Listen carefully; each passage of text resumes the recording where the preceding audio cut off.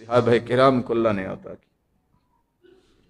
رسول اللہ صلی اللہ علیہ وآلہ وسلم کے صحابہ کے قصہ جو زید بن اسلم نے بیان کیا، ایک منافق نے عوف بن مالک سے غزوہ تبوک میں کہا، جیسے آج ہم مجلس لگی ہوتی ہے نا تو ہم سمجھتے ہیں کہ شاید مجلس لگی ہے تو کچھ بھی کہہ دینا کوئی حرج نہیں، تو کیا کہنے لگا؟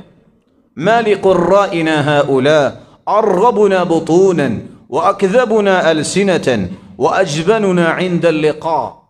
یہ دیکھو اللہ کے رسول صلی اللہ علیہ وسلم کے ساتھ قرآن پڑھنے والے بزدل لوگ، کھانے میں بڑے شیر ہیں لیکن بزدلی بھی ہے اور ساتھ جھوٹ بھی بولتے۔ صحابی کہتے عوف ابن مالک کذبت لعمر اللہ، اللہ کی قسم تم جھوٹ کہہ رہے ہو۔ وہ 70 قرائی شہید ہوئے بئر معونہ میں، وہ 70 لوگ بعد میں بھی شہید ہوئے، یہ قرآن والے ہی تھے۔ کہا میں بھی اللہ کے رسول کو بتاتا، دوڑ کے گئے، خیمہ لگا ہوا تھا، ان کی دوڑ انسانی اور خاکی دوڑ تھی، یہ سامنے خیمے میں نہیں پہنچ پائے، آسمانوں سے جبریل پہلے پہنچ گئے اور جبریل امین یہ آیت لے کر آئے تھے، قل اب اللہ وآیاتہ ورسولہ کنتم تستہزئون، تم اللہ، اس کی نشانیوں اور رسول سے مذاق کرتے ہو۔ حالانکہ اللہ اور اس کے رسول کی تو بات ہی نہیں ہوئی، اللہ کی نشانیوں کی تو بات نہیں ہوئی۔ یہ حدیث بتاتی ہے کہ علماء ربانیین، ان کے بارے میں گفتگو کرنا حقیقت میں اللہ اور اس کے رسول اللہ کی نشانیوں کی توہین کرنا۔ اللہ کے رسول نے فرمایا جہاں اہل علم کی اس قدر بے حرمتی ہوئی ہے میں اس جگہ بیٹھنا بھی پسند نہیں کرتا۔ ارتحلوا، قافلہ یہاں سے روانہ ہو جائے۔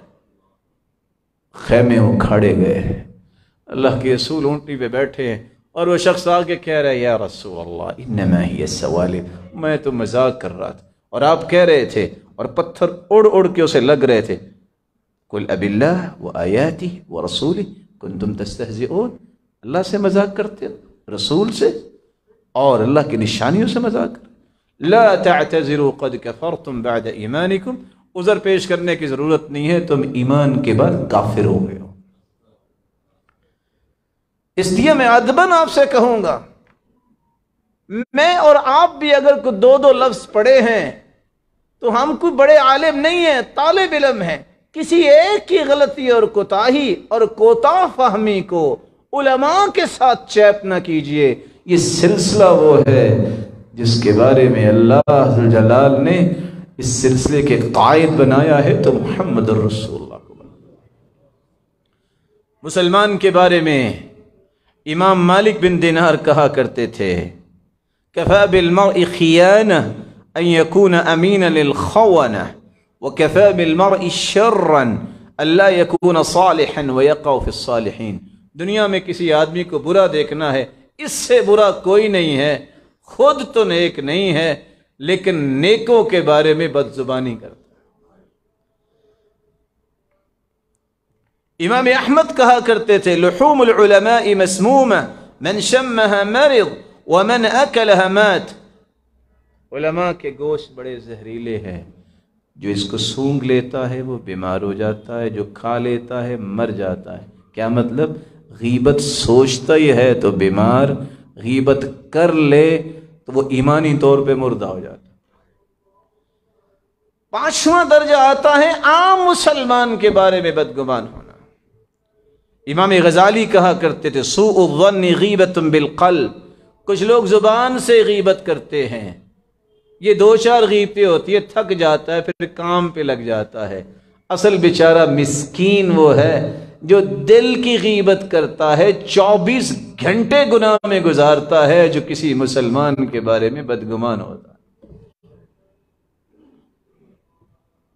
امام خطابی کہا کرتے تھے الظن منشأ اکثر الکذب، دنیا میں سب سے زیادہ جھوٹ بولنے والا انسان وہ ہو سکتا ہے جس کے دل میں کسی مسلمان کی بدگمانی ختم ہی نہیں ہوتی۔